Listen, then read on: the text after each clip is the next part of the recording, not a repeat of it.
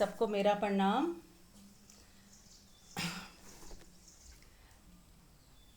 ये लाइव सत्संग है तो सभी हम सब प्रेयर से शुरू करेंगे, फिर क्वेश्चन आंसर और जो भी मेडिटेशन होगी उसके बाद जो भी कुछ पूछना चाहे पूछ सकते हैं, शेयर कर सकते हैं। मैं आपको मौका दूंगी जब जब आप पूछ सकते हैं। तो चलिए पहले हम एक छोटी सी प्रेयर कर लें। आंख बंद कर लें, हाथ जोड़ लें और पूरी कायनात के साथ एक कनेक्शन जुड़ता हुआ महसूस करें कि आप कभी भी अकेले नहीं हो।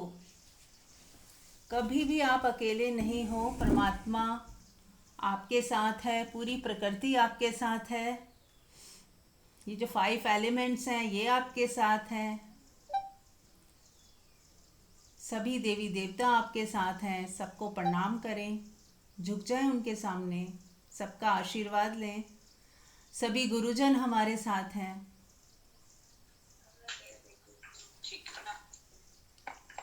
म्यूट करें।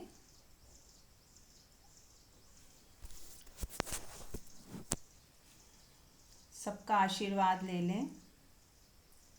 सबके साथ एक कनेक्शन,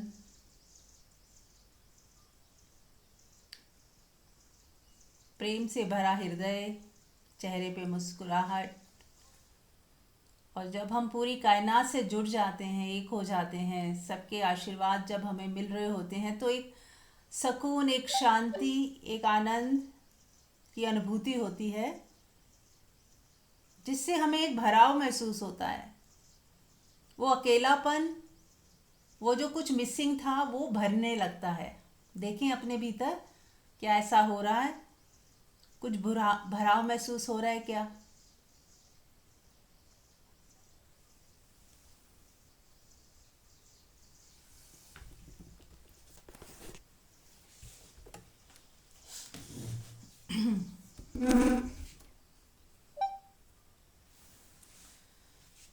देखें अपने भीतर क्या महसूस हो रहा है।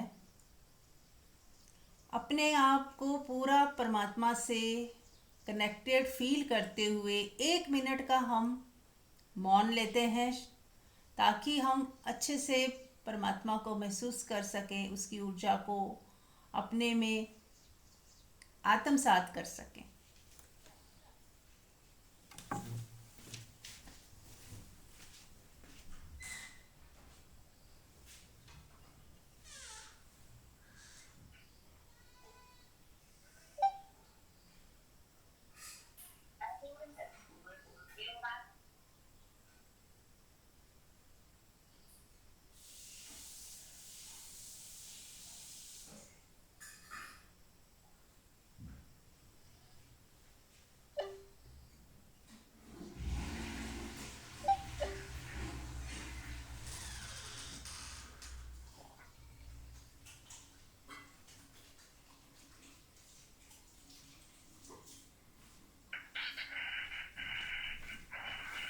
म्यूट कर लें।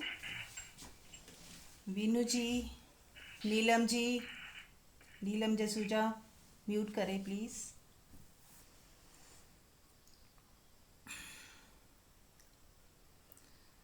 तो हम सब परमात्मा से जुड़े हुए हैं। हमारा बस ध्यान इधर उधर भटक जाता है तो वापस हमें लौट लौट के अपने साथ हो जाना है, स्वयं के साथ। स्वयं की अनुभूति ही परमात्मा की अनुभूति है, वही एक द्वार है।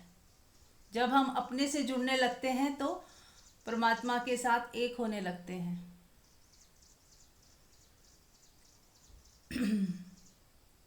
तो चलिए सभी इसी शून्य में, इसी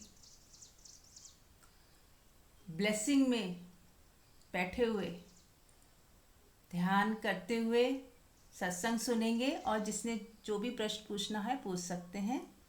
अश्विनी जी आप कुछ पूछ रही थी, अब आप पूछ सकती हैं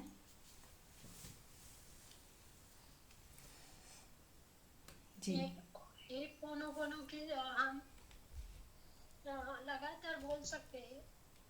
हाँ जी बोल एक सकते पे हैं, हाँ बोल सकते हैं, काम करते समय तो ऐसे बिल्कुल। किसी को नहीं, ऐसे गुनगुनाते रह सकते हैं। Bluetooth disconnected. हाँ जी, बोल सकते हैं, गुनगुना सकते हैं, इसमें कुछ भी Bluetooth दिक्कत connected. नहीं है, कर सकते हैं। ये मारने पर ना वाइब्रेशन बहुत होती है और ये दोनों पुलियों के मध्य ओके, क्या होते हैं? वो हमारा जब आज्ञा चक्र थोड़ा एक्टिवेट होने लगता है तो उस वजह से हमें कुछ वाइब्रेशन महसूस होती है, कुछ खिंचाव महसूस होता है, कुछ हल्की दर्द भी महसूस हो सकती है। तो ये शुभ है, इसे होने दें, इसको कुछ भी करने की ज़रूरत नहीं है, थोड़ी देर होगा। क्योंकि जब आज्ञा चक्र खुलने की कोशिश करता है तो थोड़ी पीड़ा भी होती है, कुछ कई बार अलग अलग अनुभूतियाँ होती हैं। तो इट्स ओके, ये अच्छा साइन है, इससे घबराने की ज़रूरत नहीं है। ठीक है, थैंक यू। Thank you.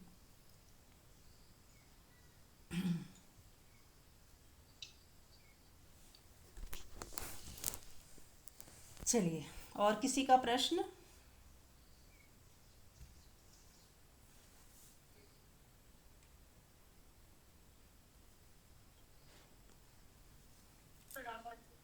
हाँ जी, प्रणाम अलका। चक्रास के बारे में थोड़ा समझा दीजिए, कैसे एक्टिवेट होते हैं और कैसे काम करते हैं, क्या बेनिफिट है एक्टिव करने के?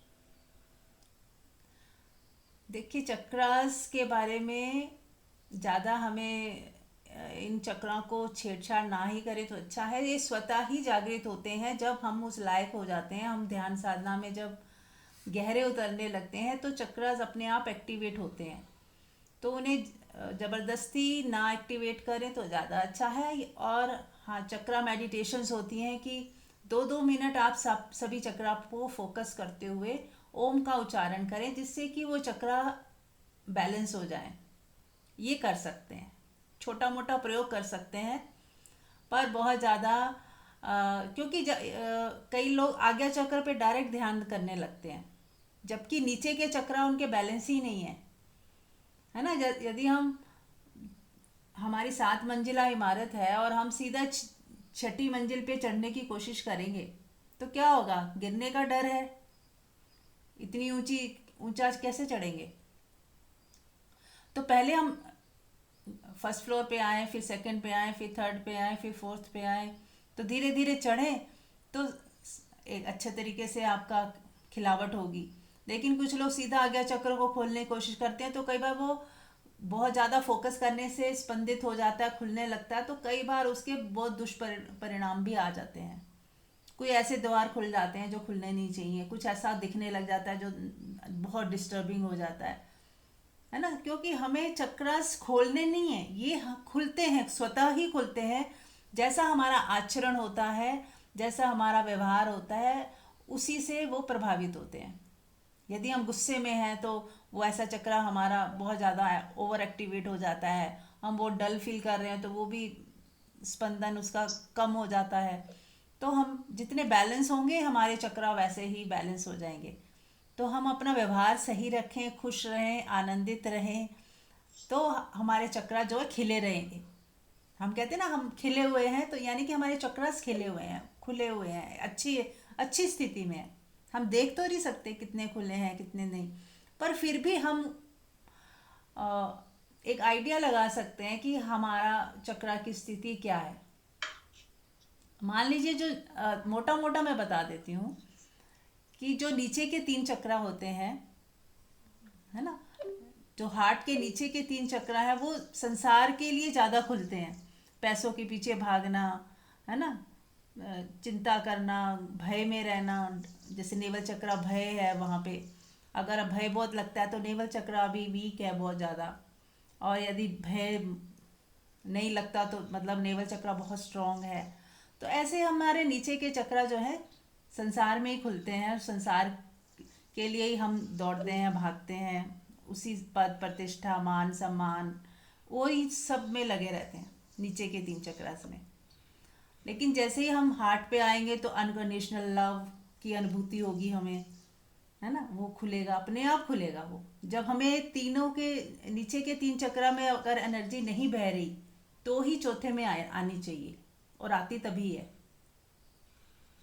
जब हमारा संसार से एक तरह से विरक्ति आ जाती है कि नहीं अब बहुत हो गया, मुझे अब कुछ नहीं चाहिए, ना मान ना सम्मान ना पद प्रतिष्ठा, अब मुझे इन सब का कोई लालच नहीं, कोई लोभ नहीं, कोई मोह नहीं, कोई भागदौड़ नहीं। जब सच में ही वैराग्य आता है, एक होता है अंगूर खट्टे वाला वैराग्य कि कर ही नहीं पाए, मौका ही नहीं मिला, चाहते तो थे पर हो नहीं पाया, तो वो चाहत तो है अंदर, वो वैराग्य नहीं है, वो व्यर्थता का बोध नहीं है वहाँ पर। अभी हमें ऐसा नहीं लग रहा कि व्यर्थ है, हमें लग रहा है कि हालात ही नहीं है, मौका ही नहीं है, अगर मिल जाए तो हम बहुत खुश हो जाएंगे। तो हमें व्यर्थता का बोध नहीं है। जब हमें सच में व्यर्थता का बोध होगा कि नहीं, कितना ही कुछ मिल जाए व्यर्थ ही है, दुख ही लेके आता है और कुछ भी हाथ नहीं लगता, बल्कि और परेशानियां बढ़ जाती हैं। जब इस तरह से हमें समझ आ जाती है, वो कैसे आएगी, या तो हम उसे जिएंगे या दूसरों को देख के आएगी। या तो दूसरों को देख के कई बार समझ आ जाती है, दूसरों की ज़िंदगी को अच्छे से पढ़ें समझें तो भी समझ आ जाती है कि हम ये गलतियां ना करें। नीलम जी आप सुन रहे हैं? नीलम जी, नीलम जसूजा, म्यूट कर लें प्लीज़।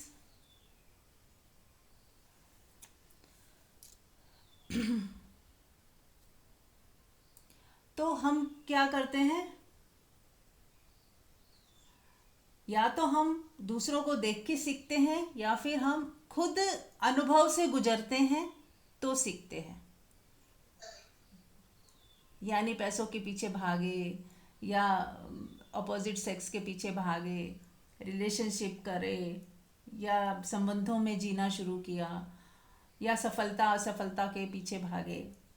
सब जी जी के हमें जब समझ आती है, जब सफलता भी मिल जाती है तो समझ आता है कुछ हाथ नहीं लगा, जब रिलेशन भी बहुत अच्छा है तो भी समझ आता है कि अकेलापन तो दूर हुआ नहीं, तो फिर हमें व्यर्थता का बोध आता है।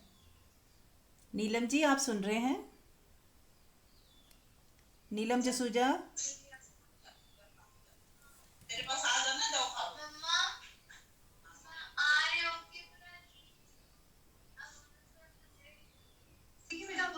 सामान उठाओ लाओ रखो।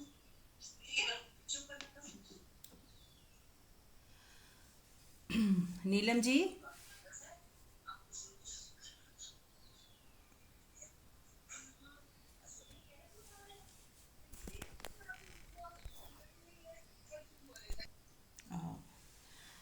तो हम लोग या तो दूसरों को देख के सीख लेते हैं, या फिर हम खुद अपने अनुभव से उस बिंदु तक जब हम पहुंच जाते हैं कि हमें लगता है कि संसार व्यर्थ है, मुझे इस दौड़ में शामिल नहीं होना, अगर सफलता मिल भी गई तो मुझे नहीं चाहिए। मान लो सफलता भी सामने खड़ी हो कि मैं तैयार हूं तुम्हें देने के लिए, तो भी नहीं चाहिए। मतलब उतनी व्यर्थता समझ आ जाए, है ना। तो जब इस तरह से कोई साधक अपनी सारी जिंदगी को या कई जन्मों में वो सीख लेता है, व्यर्थता का बोझ जब आ जाता है, तो फिर एनर्जी ऊपर के चक्रा में बहने लगती है, क्योंकि अब नीचे का कोई रोल ही नहीं रहा। नीचे तो वही था, मान चाहिए था, सम्मान चाहिए था, पैसे चाहिए थे, इसने मेरी बात क्यों नहीं सुनी, मुझे ये सही नहीं लग रहा, मुझे ये अच्छा लग रहा है, मुझे ये करना है, मुझे वो करना है, ये सारी चीज़ें जब है फोल्ड हो जाती है कि नहीं बस अब हो गया, कुछ नहीं करना, अब ठहरना है, अब मुझे रुक जाना है, ठहर जाना है, अब कुछ नहीं चाहिए। जब यहाँ आके एनर्जी खड़ी हो जाती है जिसकी भी, तब ऊपर की यात्रा और शुरू होती है। फिर साक्षी का जन्म होता है, आपका विशुद्धि चक्र खुलता है, खुलने लगता है तब, ताकि आप शुद्ध होते जाते हो, नीचे की इम्प्योरिटीज गायब गई, क्योंकि जब कुछ चाहिए ही नहीं, कोई लालच ही नहीं रहा, किसी से कोई एक्सपेक्टेशन ही नहीं रही, तो आप एक शुद्ध प्योर होने लगते हो, प्योरिटी आ जाती है, आपका व्यवहार भी शुद्ध हो गया, प्योर हो गया, आप खिलने लगते हो। तब आपके नीचे के चक्रा से एनर्जी जो है ऊपर की ओर बहने लगती है, जो नीचे बह रही थी अब एनर्जी ऊपर को बहने लग गई। फिर आज्ञा चक्र है ना। आज्ञा चक्र खुलने से आपको परमात्मा के दर्शन होते हैं या प्रकाश का अनुभव होता है, ऐसा आपको साक्षात समझ आती है, प्रतीति होती है कि आप और परमात्मा एक ही हो। लेकिन नीचे की सारी चीज़ें पहले अलाइन हो जाएं, व्यर्थता का बोध हो जाए, और फिर उसके बाद अनकंडीशनल लव आप सीख पाओ, दे पाओ, सबको समभाव में आ पाओ, सबको प्रेम दे पाओ बिना हिसाब किताब के।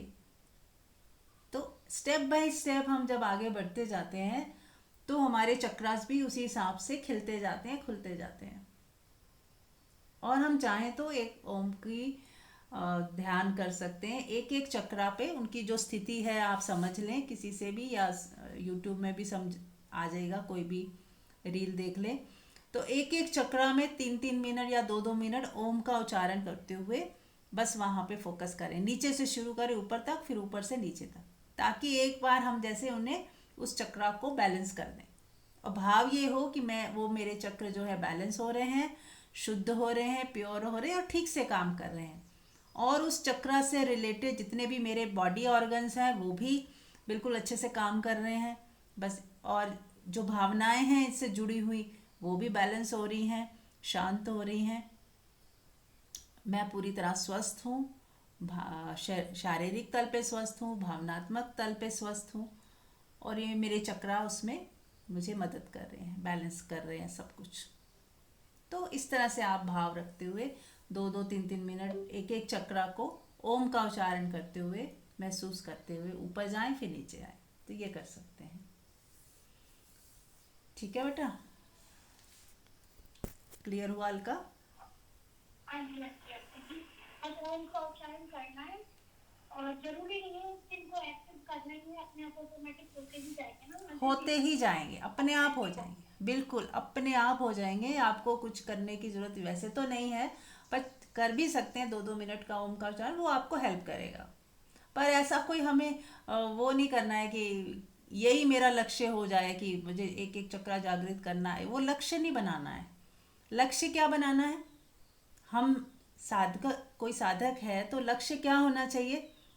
आत्मसमर्पण, ईगो हमारी मिट जाए, अहंकार से हम फ्री हो जाएं, मैं और मेरा डिजॉल्व हो जाए, मेरे का भाव डिजॉल्व हो जाए, और मैं जो है मैं ये मिट जाए। तो इस मैं और मेरे को डिजॉल्व करने की दिशा में हम आगे बढ़ते जाएं, शून्य होते जाएं। यही लक्ष्य हो कि मुझे शून्य होना है, मेरी स्लेट जो है खाली हो जाए, जो भी मैंने लिखा है कई जन्मों में सब मिट गया। जिस जन्म में सब मिट जाएगा उसी जन्म में आप मुक्त हो जाओगे। अभी हम पुराना तो मिटाते ही नहीं, नया भी लिखते जाते हैं कि आज अब ये मेरा दोस्त है, ये मेरा दुश्मन है, मैं अच्छा हूँ, मैं सही नहीं हूँ, मैं गलत हूँ, ये गलत है, वो गलत है, कितना कुछ लिखते जा रहे हैं अपने अंदर। बस लिखना बंद करना है। पुराना तो मिटाना परमात्मा का काम है, वो मिटा देगा। आप नया लिखना बंद करो और पुराने की पकड़ छोड़ दो, है ना। पुराना जो भी धारणाएं हैं, विचार हैं, उसकी पकड़ छोड़ दो कि मैं नहीं जानती कि क्या सही क्या गलत। मान लीजिए कुछ समय पहले आपने कुछ सोच के कोई गांठ बांध ली है, वो सिर्फ हमारी टेम्परेरी सोच है, क्या सही है क्या गलत है हम नहीं जानते। तो परमात्मा को समर्पित कर दें अपनी उस सोच को, उस गांठ को परमात्मा के चरणों पर रख दें। मैं नहीं जानती, मुझे माफ़ कर दो, I am sorry, please forgive me, thank you, I love you.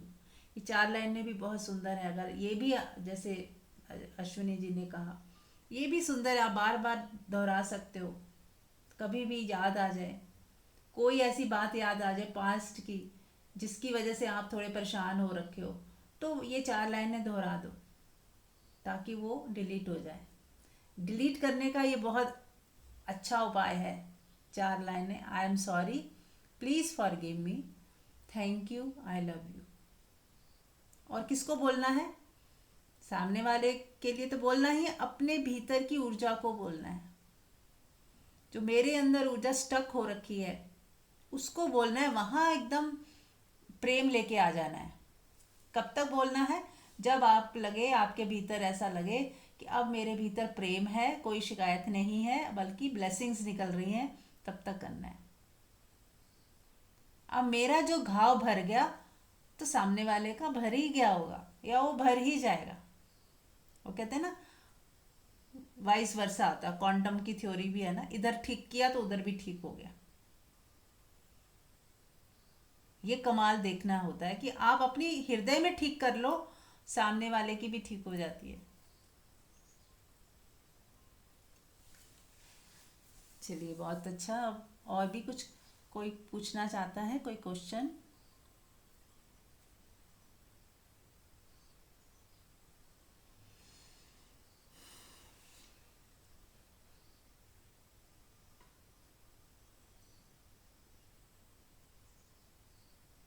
चलिए, तो आगे बढ़ते हैं। प्रश्न नहीं है तो ध्यान में बैठ के आंख बंदी रखें और सुने कि क्या करना है। जैसे मैंने बोला, मैं और मेरे से मुक्ति। मैं, हम कहते हैं ना, मैं को मुक्ति चाहिए। नहीं, मैं को मुक्ति नहीं, मैं से मुक्ति। इस मैं से ही मुक्ति चाहिए हमें। पूरा दिन अगर हम सेल्फ स्टडी करें, अध्ययन करें स्वयं का, तो हम पूरा दिन कितनी बार मैं बोलते हैं, मैं। अगर ये सिर्फ बोलने के लिए बोला है तो सुंदर है, लेकिन उस मैं के पीछे मैं खड़ा है, कोई अहंकार कि मैं कुछ हूं, मेरा कोई अस्तित्व है। इस अहंकार का, जिसका कोई अस्तित्व नहीं है, वो अपने को ऐसा देखता है कि मेरा कोई अस्तित्व है, मेरा वजूद है, मैंने जो सोच लिया वो सही है, जो मैंने कह दिया वो सही है, मेरी बात सुननी चाहिए, मेरी बात माननी चाहिए, मैं ही सब कुछ हूं। तो फिर ये गड़बड़ हो गई। जब हमने अपने आप को इतना सीमित मान लिया, इतना छोटा मान लिया, तो हम विराट कैसे होंगे? ये बाधा है यहाँ पर। हम कहते हैं ना, अहंकार से बाधा क्या है, इस मैं से बाधा क्या है? बाधा ये है कि जब हम मैं के साथ होते हैं, जो ईगो वाला मैं है, उसको ही अपना होना मान लेते हैं, तो फिर हम परमात्मा कैसे होंगे? फिर हम परमात्मा का अनुभव हमें तभी होगा जब इस मैं से हमें मुक्ति मिल जाएगी। ये मैं पूरी तरह डिलीट हो जाएगा, तो हम देखेंगे, अरे ये तो विराट शून्य मैं ही हूँ। ये मैं क्या, मैं मिटने के बाद भी मैं बचा हुआ हूँ, कुछ शेष बचा रह जाता है, जो वो परमात्मा है।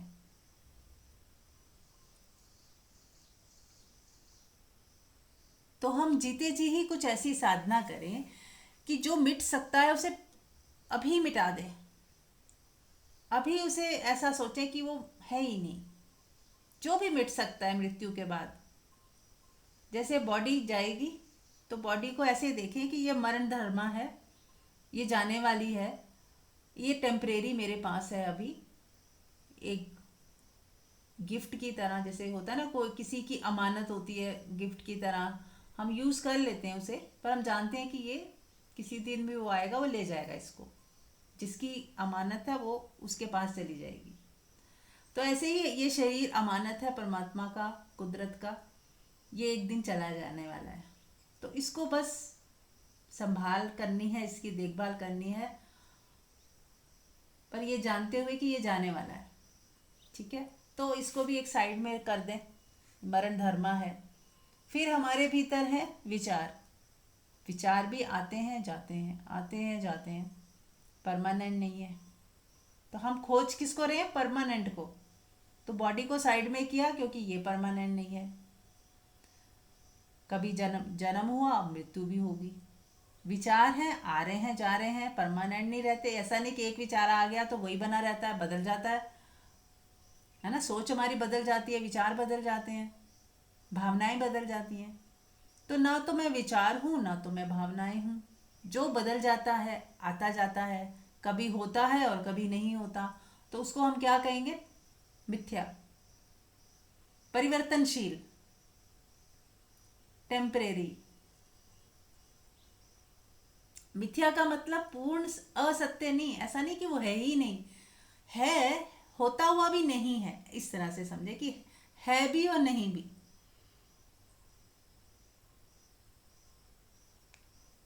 ऐसे ही हमारे जीवन की परिस्थितियां आती हैं, हमारे कोई भी चैलेंज आता है, वो है भी और नहीं भी। अभी सत्य मालूम हो रहा है, 10 साल बाद वो कैसा दिखेगा। 10 साल बाद आपसे पूछेंगे आज के दिन ये हुआ वो हुआ। आज आप जिस चीज़ के लिए रो रहे हो, डरे हुए हो, 10 साल बाद कहोगे अरे ये तो अब तो मुझे याद भी नहीं क्या हुआ था। भूल जाओगे सब, मिट जाएगा सब। तो जो चीज़ मिट ही जाएगा उसको क्यों इतना हम पकड़ते हैं, उसको क्यों उससे डरते हैं, क्यों हम नहीं शांत रहते कि ये तो टेम्परेरी ऐसा दिख रहा है कि बहुत इम्पोर्टेंट है, पर कुछ इम्पोर्टेंट नहीं है, सब बीत जाएगा, सब विदा हो जाएगा, सपना बन जाएगा, एक याद बन जाएगी थोड़े समय बाद। तो जब कोई साधक प्रेजेंट मोमेंट में भी इस तरह देख पाता है कि अभी जो भी चल रहा है खेल, उसको मुझे बस खेल की तरह ही देखना है, पकड़ना नहीं है, ना डरना है ना दुखी होना है, क्योंकि ये बीत जाने वाली चीज़ है, ये अभी विदा हो जाएगी। साल 2 साल 10 साल बाद तो बिल्कुल इसका कोई ट्रेस भी नहीं होगा। और आज मैं इसको कितना सत्य मान के दुखी हो रही हूँ, परेशान हो रही हूँ, रो रही हूँ। थोड़ी देर के लिए एक उदाहरण लें, जैसे कोई माँ है, वो अपने बच्चे को देखती है कि वो पढ़ता नहीं है, और वो 8-10 साल दुखी रहती है, चिंता में ही बनी रहती है कि ये पढ़ता नहीं पढ़ता नहीं पढ़ता नहीं।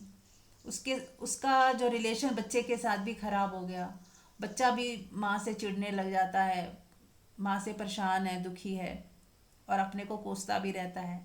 पर अचानक जब वो बड़ा होता है तो उसे कोई ऐसी अपॉर्चुनिटी मिल जाती है बिजनेस की कि वो खूब कमाने लगता है।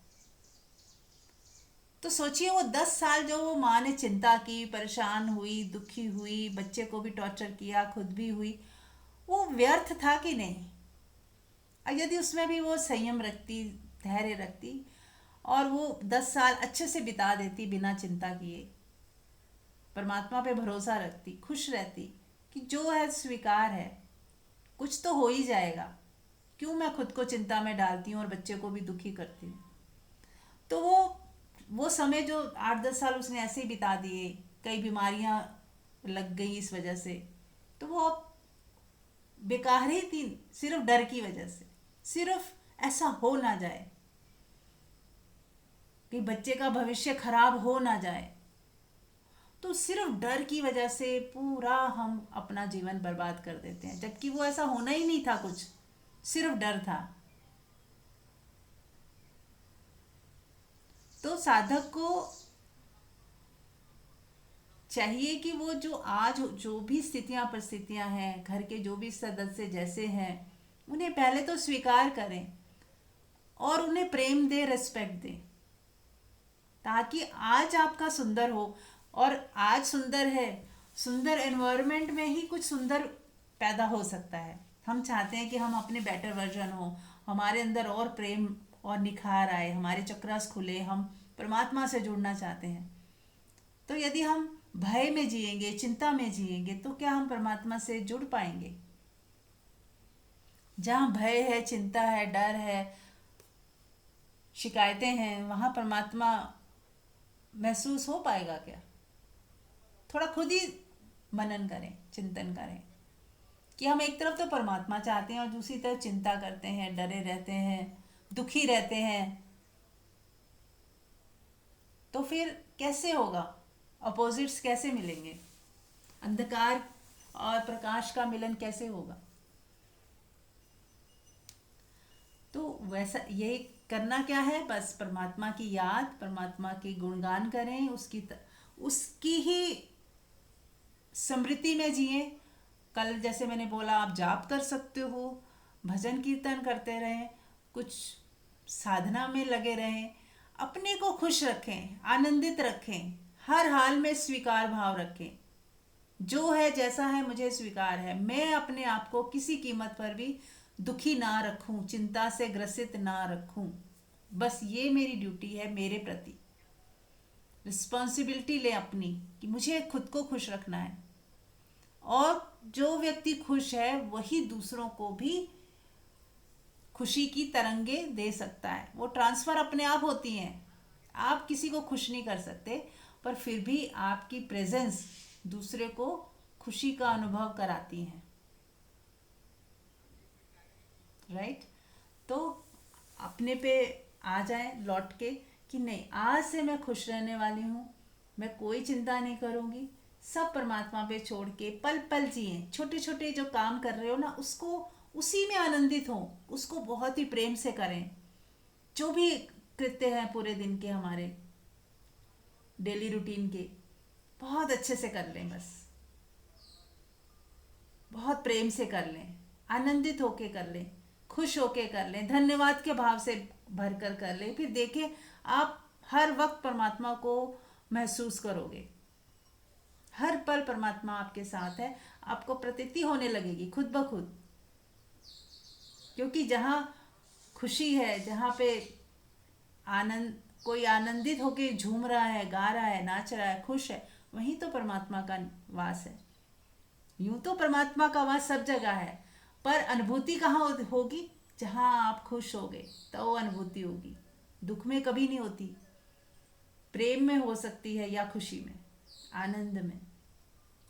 इसीलिए उसे सच्चिदानंद का, आनंद, आनंद के साथ परमात्मा जुड़ा है, दुख के साथ नहीं जुड़ा है, चिंता के साथ नहीं जुड़ा है। चिंता हमारी उपज है। जैसे होता है ना, कोई पौधे उगाए सुंदर सुंदर फूलों के, तो घास पात उगाती है साइड साइड से अपने आप। तो ये घास पात क्या है हमारे अंदर? चिंता, फिकर, डर, दुख, बिना कारण कुछ भी सोचते रहना, किसी का भी चिंतन करते रहना, ये सब घास पात है। इसे हमें रोज उखाड़ के फेंकना है कि नहीं, मेरे अंदर, मेरे हृदय में कोई शिकायत ना हो, किसी के प्रति द्वेष ना हो, किसी के प्रति बदले की भावना या नेगेटिविटी, कोई भी बुरा विचार हो ही ना। सब अच्छे हैं, सब प्यारे हैं, सब परमात्मा के बनाए हुए परमात्मा ही हैं, परमात्मा स्वरूप है सब। ऐसा जानते हुए सबके प्रति धन्यवाद के भाव से भर जाएं कि ये भी मुझे सिखा रहे हैं। आप यकीन मानो, जो जिनको हम घृणा करते हैं या जिनको हम पसंद नहीं करते, वो हमें बहुत कुछ सिखा रहे होते हैं कि हम ऐसे ना बने, हमारे अंदर ये चीज़ ना आए। उनके व्यवहार से हम सीख रहे हैं कुछ कि ये ऐसा व्यवहार हमें नहीं करना। तो वो फिर कहाँ घृणा के पात्र हैं? वो तो हमारे टीचर हो गए, हमारे गुरु बन गए। यदि हम उनसे सीख रहे हैं तो वो तो हमारे गुरु तुल्य हैं। तो ऐसे सोचो, गुरु ही इस रूप में आया है मुझे कुछ सिखाने, है ना? क्योंकि गुरु तो तत्व है, वो किसी घटना से, किसी भी रूप में आके सिखा के जाएगा। किसी के भी हृदय में प्रवेश करके कुछ ऐसा करा के जो हमें पसंद नहीं भी है, वहां से भी कुछ सिखा के जाएगा। तो हमें बस गुरु के हाथ देखने कि वो हर जगह है, हर रूप में वो सिखा रहा है कुछ। तो हमें लेसन सीखते जाने, लेसन सीखते जाने, लेसन सीखते जाने और आगे बढ़ते जाने।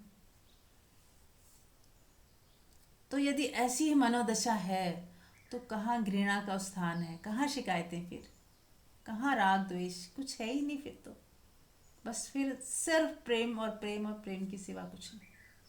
और प्रेम का मतलब क्या है? प्रेम का मतलब कुछ देना या लेना या वो कुछ चाहिए वाला नहीं, हिसाब किताब वाला नहीं। प्रेम एक आपकी अवस्था है, आप प्रेमपूर्ण हो जाते हो बस। फिर जो आपकी नज़दीक आता है उससे प्रेम की तरंगे छूती हैं। आप कुछ नहीं कर रहे पर वो होने लगता है। जैसे कोई बहुत गुस्से वाला इंसान हो, उसके पास भी बैठोगे तो अच्छा नहीं लगेगा, ऐसा लगेगा पता नहीं अजीब सा लग रहा है, उठ जाओ। क्योंकि उसके भीतर भी तरंगे उठ रही हैं, कुछ वो चारों तरफ फैल रही हैं। वो आपको कुछ भी नहीं कह रहा, फिर भी उसकी तरंगे आपको अच्छी नहीं लग रही, आप उठ जाते हो। ऐसे ही जो व्यक्ति प्रेम से भरा हुआ है, प्रेम ही हो गया, वो कुछ करे ना करे, उसके पास आप बैठ भी जाओगे, उससे बात भी कर लोगे, वो आपके बारे में कुछ सोच भी लेगा ना, तो उसकी तरंगे, प्रेम वाली तरंगे छुएंगी आपको, आह्लादित करेंगी। आपको लगेगा कि कुछ घटा है अंदर, कुछ आनंद सा महसूस हो रहा है, कुछ प्रेम की अनुभूति हो रही है। और वो ऑटोमेटिक होगी, उसको भी पता नहीं, क्योंकि वो प्रेम से भरा है, परमात्मा से भरा हुआ है वो व्यक्ति। अब वो परमात्मा बह रहा है उसके भीतर से, और वो सबको छू रहा है, सबको छू रहा है। तो ये ऐसा होने लगेगा। तो चलिए, अब मैं आपको मौका देती हूँ, आप में से कोई कुछ भी शेयर कर सकता है, कुछ कहना चाहेंगे। हाँ मीना। हेलो। हाँ जी। हाँ जी। नमस्ते दी। नमस्ते। जी, आपने बहुत ही सुंदर कहा है कि जो भी कुछ जैसा बिहेवियर भी करता तो हमें कुछ सिखा रहा है। ये आपने बहुत ही सुंदर बात कही है, ये मेरे दिल पे लग गई है बिल्कुल। सचमुच में ऐसा ही होता है कि हम मैं में भी आ जाते हैं और दूसरे के व्यवहार से डिस्टर्ब भी हो जाते हैं, लेकिन ये नहीं सोचते कि भी ये इस चीज से भी ये सीखना है कि हमें ऐसा नहीं करना, हमें इसको जो हाँ। जवाब देना वो प्यार से देना है। ये बहुत ही सुंदर बात लगी। Thank you the. यस, बिल्कुल ठीक। एक चीज़ और भी याद आ गई इसी से, कि जैसे हम कहते हैं ना कि ये मेरा फ़ायदा उठा रहा है। ज़्यादातर कन्वर्सेशन में आता है ना कि कोई आपका फ़ायदा उठा रहा है, आपको अवेयर रहना चाहिए कि कोई आपका फ़ायदा ना उठा जाए, फ़ायदा ना उठा जाए। तो भी आप देखो कि हम क्या बोल रहे हैं, फ़ायदा ना उठा जाए, यानी कि दूसरे को आपसे कोई फ़ायदा पहुंच रहा है तो पहुंचने दीजिए ना, क्या फ़र्क पड़ रहा है, उठा लेने दीजिए फ़ायदा। फ़ायदा ही तो उठा रहा है। आप इस लायक हो कि आपसे कोई फ़ायदा उठा रहा है, उसको फ़ायदा हो रहा है, तो भी प्रसन्न हो जाएं कि यार हम इस लायक तो हैं कि कोई हमें यूज़ करके अपना फ़ायदा कर रहा है, या उसको कुछ शांति या कुछ अच्छा लग रहा होगा, या उसको कोई फ़ायदा पहुंच गया। मेरे से यदि किसी दूसरे को फ़ायदा पहुंच गया, तो इसमें मुझे दुखी होने की क्या बात है, ये तो आनंदित होने की बात है। कि चलो उसने जैसे भी सोचा हो, पर मैं तो देख ही पा रही हूँ ना कि चलो इसका भला हो गया, इसको कुछ मिल गया मुझसे, कुछ इसकी शांति बढ़ी। अब मैं किसी को फ़ायदा पहुंचाया ना, नुकसान तो नहीं पहुंचाया। तो ये भी आप इसको भी इस तरह से समझो कि कोई फ़ायदा उठा रहा है ऐसा लगे तो उठाने दो, कोई बात नहीं, उठा ले भाई, तो फ़ायदा ही तो उठा रहा है। मैं इस लायक हूँ, परमात्मा ने बनाया है, तो ही तो कोई आया है फ़ायदा उठाने उसका। तो ये भी इस देखने का एक ढंग है जो मुझे अच्छा लगता है, ये भी ऐसा सोचना। जी, कोई और भी आप लोग शेयर कर सकते हैं। हाँ जी। पहले जो रिश्तों में खटास रहती थी, वो अच्छे नहीं लगते थे, लेकिन वही व्यक्ति अभी बहुत अच्छा लगता है, प्यारा लगने लगा है। उसके साथ भी अनबन पूरी तरह से खत्म हो गई है। वो कुछ भी बोले, अभी और फील नहीं होता है, लेकिन दर्द नहीं होता है, आंखों से पानी नहीं उतरता है। ये क्या है? वही तो व्यक्ति है। मैंने अभी अनुभव किया है हम्म। कि मैं एक शादी में गई थी, वही सब थे 4 साल पहले की अश्विनी और आज की अश्विनी, वही व्यक्तियों के साथ खुश है, सब अच्छे, सब सब अपने, सब मेरे ही है, ऐसे लगता है। राइट। तो हम जैसे हैं ना, हम जो हैं हम वही सामने देखते हैं। यदि हमारे ही अंदर कुछ गड़बड़ है तो हमें सब में गड़बड़ दिखेगी, और यदि हमारे ही अंदर प्योरिटी आ गई तो हमें सब अच्छे लगेंगे। ये भी एक मापदंड है, कसौटी है।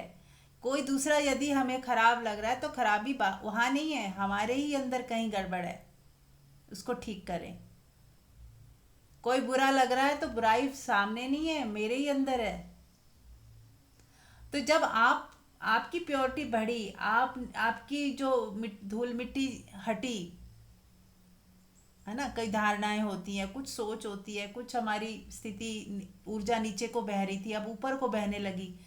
तो जब हमारे अंदर हमारी दृष्टि खुली, हमारी देखने की दृष्टि खुली, हमारे चक्रास खुलते हैं, जब जब हमारे को समझ जगती है, विवेक हमारा जागृत होता है, तो हम सामने वाले को भी अलग तरीके से देख पाते हैं। अब हम उसकी वजह से प्रभावित नहीं हो रहे। जैसे आप विशाल सागर बन गए और सभी को समा लिया, या जैसे गंगा का पानी देखती हूँ, तो वो इतनी बड़ी नदी है, उसमें छोटे मोटे अगर कोई गंदगी भी आ जाती है तो वो क्या होता है, उसी में बह जाती है और गंगा बन जाती है। हम उसको भी गंगा का पानी बोलते हैं। चाहे आप बाहर से किसी गटर का पानी भी एक बोतल डाल दो उसमें, वो भी गंगा ही बन गई। अब उसे आप गंगा जल ही बोलोगे, उसी में मिक्स हो गई। तो ऐसे ही जब हम विशाल हो जाते हैं, हमारा हृदय खुल जाता है, हम बहुत खुश हैं, आनंदित है, प्रेम से भरे हुए हैं, तो हम परमात्मा ही बन गए एक तरह से। हमारे अंदर परमात्मा बह रहा है। तो हम जब किसी को देखेंगे तो कैसी दृष्टि से देखेंगे कि सब परमात्मा ही है ना। अब हम देह भाव में होंगे, जब हम अपने आप को शरीर मन बुद्धि मान रहे हैं, तो हमें भी वो शरीर दिखेंगे, अलग अलग व्यक्ति दिखेंगे कि अरे इसका ये कैसा है, इसका शरीर कैसा है, इसके ने क्या कपड़े पहने हैं, इसने कि क्या सोचती है, इसने मुझे बुलाया कि नहीं, ये सम्मान दिया कि नहीं इसको।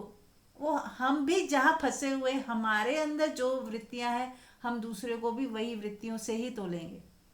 और जब हमारी ग्रोथ होती है तो हमें उनकी वो वृत्तियां दिखती ही नहीं, ना सुंदर असुंदर दिखता है, उन्होंने क्या पहना है ये भी नहीं दिखता हमें। क्या सीधा हमें आत्मा दिखती है कि अरे ये भी भगवत स्वरूप है। ये जाने ना जाने, ये नहीं जानते आज ये मन बुद्धि में ही फंसे हुए हैं, जैसे कल मैं फंसी हुई थी। पर चूंकि आप अब थोड़े और आपका वो ऑरा खिल गया है, परमात्मा ने आपको छुआ है, तो आप उसी प्रेम वाली दृष्टि से जब सबको देखते हो, तो अब कोई वही लोग हैं, लेकिन अब कुछ भी खराब नहीं लगता। अब ऐसा नहीं लगता कि अरे मैं कहाँ आ गई इन लोगों के बीच में। आपको तो लगता है सब गोविंद है, सब गोविंद है, गोविंद बिन नहीं कोई। तो ये हमारी जैसी स्थिति होती है, हम भी सामने वैसे ही जज करते हैं। और जब हम शून्य हो गए तो सामने कोई जजमेंट नहीं, बस प्रेम ही प्रेम रह जाता है। ठीक है ना। Thank you.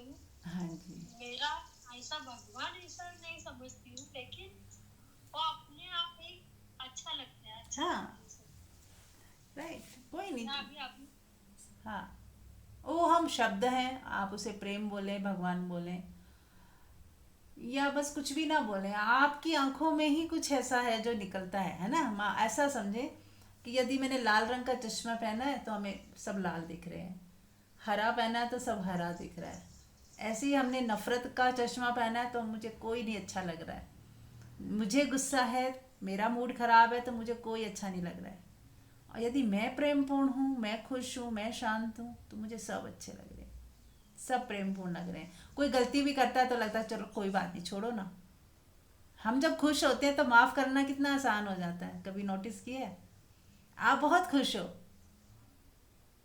खुशी से झूम रहे हो, उसी समय आपकी सर्वेंट कोई गिलास तोड़ दे, कुछ नुकसान कर दे, आपको गुस्सा नहीं आएगा। आपको आने वाला होगा, पर आप छोड़ोगे, यार ये टूट गया, मैं अपनी खुशी खराब नहीं करूँगी। होता है ना ऐसा, हम लेट गो कर देते हैं क्योंकि आप उससे खुश हो। अगर आप पहले से ही थोड़े से चिड़े हुए बैठे हो तो आप उसके ग्लास टूटने से वो अपना सारा जो चिड़चिड़ापन उस पर फेंक दोगे। तो हमारी ही स्थिति परिस्थिति ही की वजह से ही हम बाहर जो एक्शन लेते हैं, व्यवहार करते हैं, वो हमें ही दर्शाता है कि हम कहाँ खड़े हैं। तो हमें अपने पे ही काम करना है, खुद को ही सुंदर बनाते जाएं, खुद में ही प्रेम जगाते जाएं, प्रेम की लौ को बुझने ना दें, प्रेम बरसाते ही जाएं। वो कहते हैं ना, जैसे हम किसी एक व्यक्ति के लिए भी प्रेम बंद करते हैं, यदि होता है ना किसी इंसान से हमें चिढ़ जाते हैं कि नहीं इसको तो हम प्रेम नहीं देंगे, इससे बात नहीं करेंगे। अगर हमने किसी एक व्यक्ति के लिए भी दरवाजे बंद किए अपने दिल के, तो वो बहुतों के लिए बंद हो जाते हैं। और किसी एक के लिए भी खोल दिया, कोई एक व्यक्ति, कोई अननोन व्यक्ति था, है ना, मेरे का भाव जहाँ पे नहीं है, कोई अननोन ही है, पर उसके लिए आपने अपना हृदय खोल दिया, तो सब समझ लीजिए सबके लिए खुल गया। तो एक व्यक्ति के लिए बंद से बहुतों के लिए बंद, हमारा ही जो है ना बिल्कुल श्रिंक हो जाएगा, हमारा चक्रा ही श्रिंक हो जाएगा। जो चक्रास को खोलने की बात हो रही है वो एकदम चक्रा बंद होने लगेगा, सबके लिए फिर बंद हो जाएगा। आपको लगेगा मेरे अंदर से प्रेम ही नहीं बहता, क्योंकि किसी एक के लिए आपने बंद किया हुआ है वो द्वार, इसीलिए किसी के लिए भी नहीं बहता अब। और यदि हमने किसी एक के लिए भी खोल दिया तो सबके लिए खुल जाएगा। ऐसा होता हुआ है मेरे साथ। हम्म। पहले जिस व्यक्ति के साथ मैं बोलती भी नहीं थी, शादी में गई तो उनके साथ इतना घुल मिल गई और बोलने भी लगी अपने आप। यस।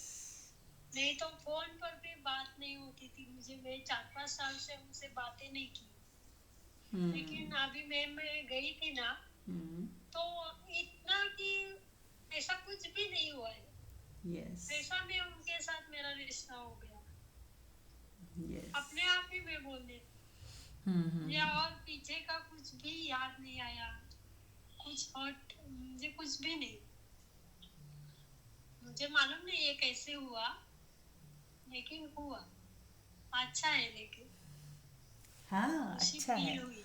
वो इसलिए हुआ कि आपका पास्ट डिलीट होता जा रहा है, पास्ट की मेमोरीज में जो कड़वाहट थी वो अब आपने छोड़ दी, पकड़ छोड़ दी, उसको लेट गो कर दिया, माफ कर दिया।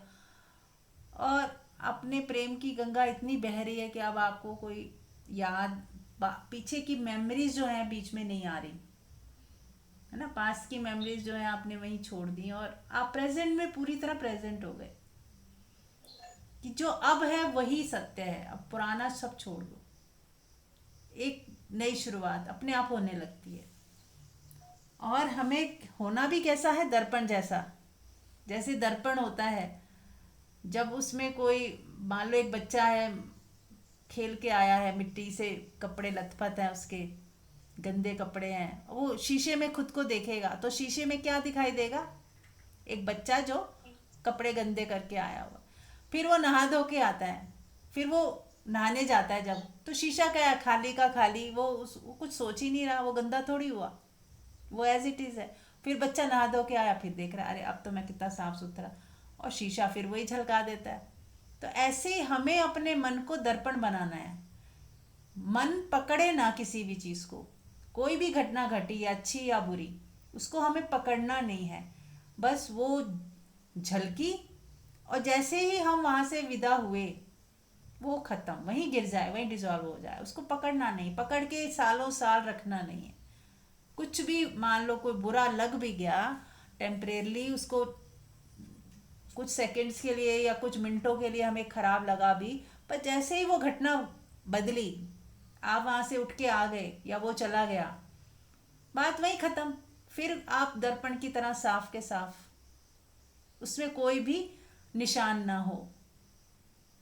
दर्पण में कोई निशान रहता है क्या, किसी का ट्रेस, खाली का खाली रहता है। ऐसे हम भी हमारा मन ऐसा बना ले, आप वो मन नहीं, वो आत्मा का स्वभाव है एक्चुअली, वो आत्मा हमारी ऐसी है दर्पण जैसी, और मन है जो पकड़ता रहता है, गांठ बांधता रहता है। तो मन की इस आदत को डिसॉल्व करें कि गांठ नहीं बांधनी, ठीक है बुरा लगा, इसी पल लगा, इस पल पता नहीं कुछ हो गया, ऐसा कुछ समय का, कुछ भूल मुझसे हुई, कुछ सामने वाले से हुई, क्योंकि हम इंसान हैं, भूलें हो जाती हैं।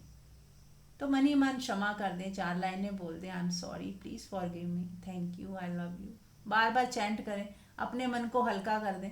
और जैसे ही अपने मन को हल्का करेंगे सामने वाला भी हल्का हो जाएगा। तो अब दोबारा मिलोगे तो एकदम फ्रेश, जैसे कुछ हुआ ही नहीं, एकदम दर्पण की तरह, ज़्यादा छोटे बच्चे की तरह। जैसे बच्चे को थोड़ी देर लड़ते हैं बच्चे, फिर अगले दिन फिर खेल रहे होते हैं जैसे कुछ हुआ ही नहीं। तो बस ऐसे ही हमें अपना जीवन में ऐसे ही हो जाना है, दर्पण जैसे, ठीक है ना। यस जी, ठीक है। अब और कोई कुछ कहना चाहता है? नहीं तो हम ध्यान करेंगे, 10 मिनट है अभी। नमस्ते सभी को। हाँ मधु जी। एक बात मैं भी कहना चाहूंगी कि मैंने ये चीज खुद ने इम्प्लीमेंट अप्लाई किया अपने ऊपर कि अगर कोई परेशानी है ना तो आप उसमें हम मुस्कुरा दो, मतलब उसको हंसो, मतलब ये लगता है अपने अपने ऊपर हंसो या सामने वाले के ऊपर हंसो, तो वो बात ना, वो चीजें लेट गो हो जाती है, वो प्रॉब्लम लेट गो हो जाती है और वो पता भी नहीं चलता कि कब आई थी कब चली गई। तो ये मैंने कई बार फील किया है कि कहते हैं कि जब ज्यादा परेशान हो, ज्यादा थके हो तो और ज्यादा स्माइल करो। तो ये मुझे बहुत सही लगा और ये मैंने फील भी किया है कि सच में ही वो चाहे किसी ने कुछ गलत कहा हो तो ये लगता है कि अरे क्या इंसान है, चलो हंस के डाल दो, हंस पड़ो कि चलो उसने कहा ना, हमें क्या लेना है। या कोई प्रॉब्लम आई है ऐसी कि हम थक गए बहुत ज्यादा, तो उसमें भी अपने मुस्कुराओ। या कहीं पे चोट लग गई है, अरे ये लग गई, चलो उसको ऐसे रब करो हल्का सा, चलो गई वो भी गई। तो मैंने ये देखा है कि परेशानी में अगर हम स्माइल करते हैं ना तो वो परेशानी पता ही नहीं चलता, परेशानी ना बन के एक अच्छा मूवमेंट बन जाता है। Thank you. बहुत ही सुंदर। तो मधु जी ने कहा कि जब भी मैं परेशान होती तो मैं हंसने लगती हूँ। ये हमने एक टेक्निक बताई भी थी कि कुछ लोग ये प्रैक्टिस भी करते हैं कि जहाँ गुस्सा आना है ना, उस गुस्से की को उन्होंने रिप्लेस कर लिया हंसने से।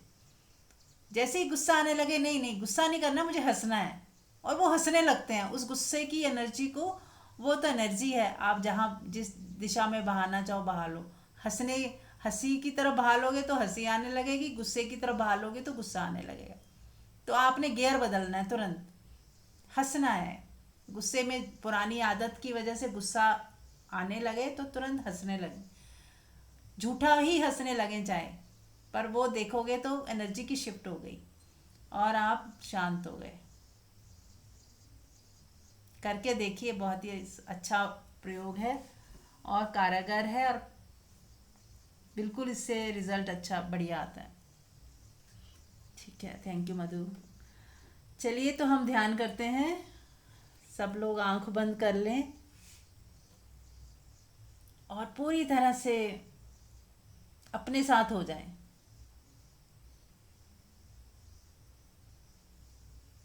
और अपने साथ होते ही परमात्मा के साथ।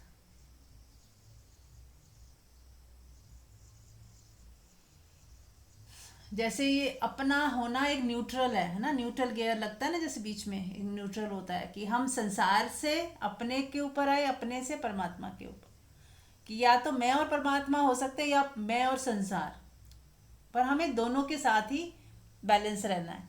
जितना हम परमात्मा से जुड़ते जाएंगे उतना हमारा संसारिक व्यवहार भी सुंदर होता जाएगा।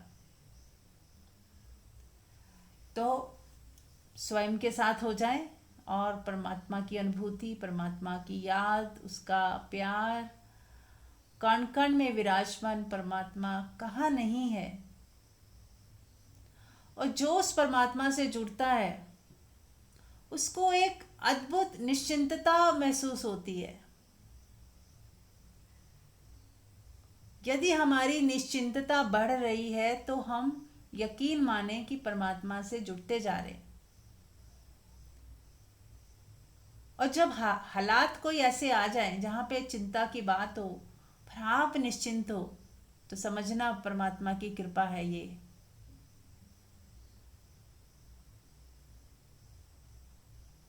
और जिस पर परमात्मा की कृपा हो उसको किस बात का डर।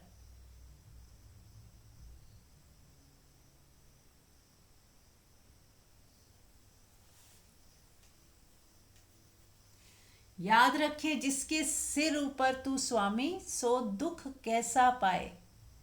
जिसके सिर के ऊपर परमात्मा की छत्र छाया है उसे कोई दुख छू नहीं सकता, वो दुखी नहीं हो सकता। एक्चुअली दुख हमारा ही बनाया हुआ खेल है। दुख परमात्मा नहीं देता, हम पैदा करते हैं, हमारी गलत सोच से पैदा हो जाता है। और जैसे ही हम अपनी सोच ठीक करते हैं, सत्संग सुनते हैं, हमारी सोच ठीक होती जाती है, दुख गायब होने लगता है। दुख था ही नहीं, उसकी कोई ज़रूरत ही नहीं थी, सब कुछ ओके था, पर हमारी सोच ने उसे उसको देखा ही नहीं कि ये सब ओके है। जैसे हमने सोचा अरे नुकसान हो गया है, हम अरे गड़बड़ हो गई है, तो वैसे ही हमारे मन ने उसको सत्य मान लिया। कहते ना मन को सच और झूठ का पता नहीं होता। जैसा हम सोचते हैं वैसा वो सत्य मान लेता है हमारा मन। जो हम सोचते हैं वो हमारा पूरा जो शरीर है, एक एक सेल है, वो उसको सत्य मान लेती है और घबरा जाते हैं कि अरे ये क्या हो गया, गड़बड़ हो गई है कुछ। तो ये दुख किसने पैदा किया? हमने ही पैदा किया है। चिंता किसने पैदा की? हमारी ही उपज है। तो जो व्यक्ति परमात्मा की छत्र छाया में आ गया, अब उसे कोई चिंता, कोई दुख छू भी नहीं सकता। वो इसलिए कि जितना जितना हम परमात्मा से जुड़ेंगे उतना उतना हम शांत होने लगेंगे, अपने बीइंग में आने लगेंगे, अपने रियल सेल्फ को महसूस करते हुए। जब हम बहुत खुश रहेंगे तो हम बाहर की चीज़ें हमें असर करना बंद कर देंगी, क्योंकि अभी हमारे पास रियल चीज़ नहीं है, तो हम झूठी चीज़ों को सत्य मान के दुखी सुखी होते रहते हैं। जब हमारे पास कोहिनूर हीरा जैसे चीज़ कोई हाथ में आ जाए तो जो फॉल्स चीज़ें हैं छूट जाएंगी। पत्थर जो भी पकड़े हैं, आप तिजोरी खाली कर दोगे पत्थरों से जो भरी हुई है। अगर रियल के हीरे मिल जाएं और कोई बता दे जो भी तिजोरी में है सब झूठे हैं, नकली है, तो आप हटा दोगे उसे।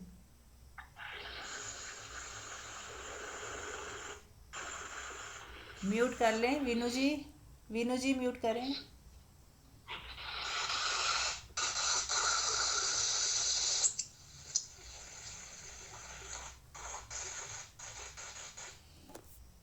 वीनू जी म्यूट कर लें।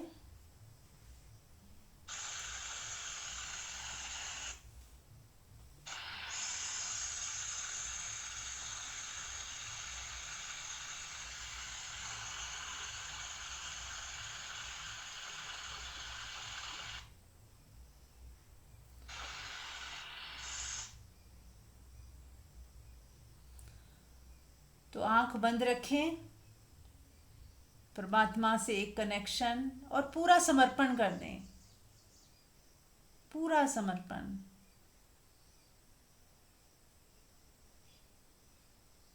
जो तेरी मर्जी मुझे स्वीकार है, जो तुध भावे सही भलीकार।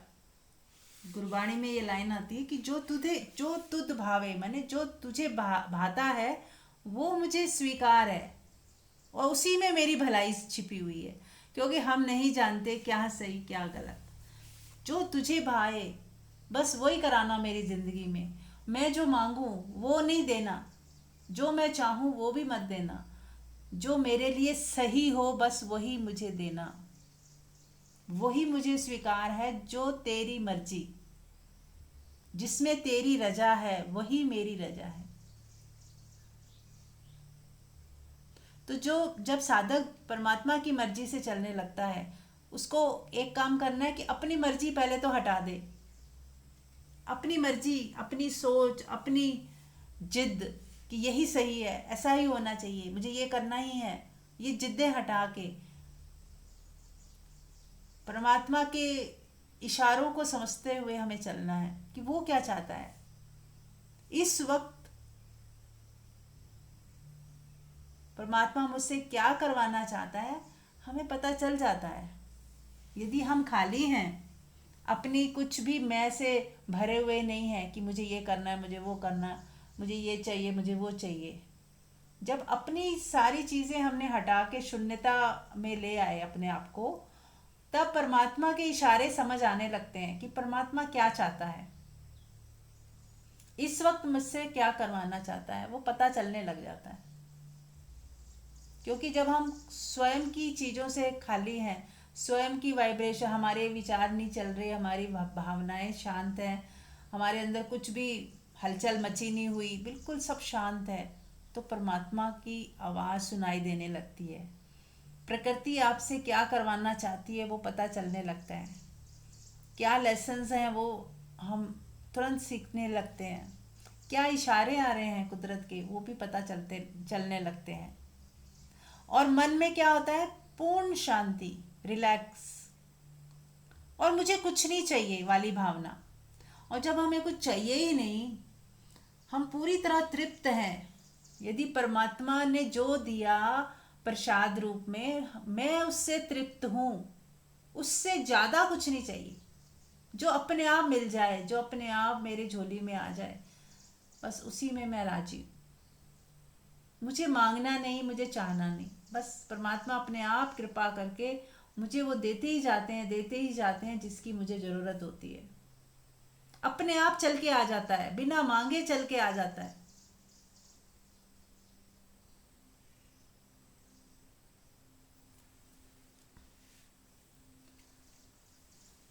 तो बने रहें इसी अवस्था में, इसी भाव में, परमात्मा से जुड़े हुए। 10-15 मिनट पूरी तरह मौन में हम सब हो जाएंगे, ताकि परमात्मा के हाथ, परमात्मा की वाइब्रेशन को हम महसूस कर सकें। और जो अनहद नाद सुनाई दे रहा है, द साउंड ऑफ साइलेंस, उसे भी हम सुनते रहेंगे और उसी में लीन होते जाएंगे। Thank you.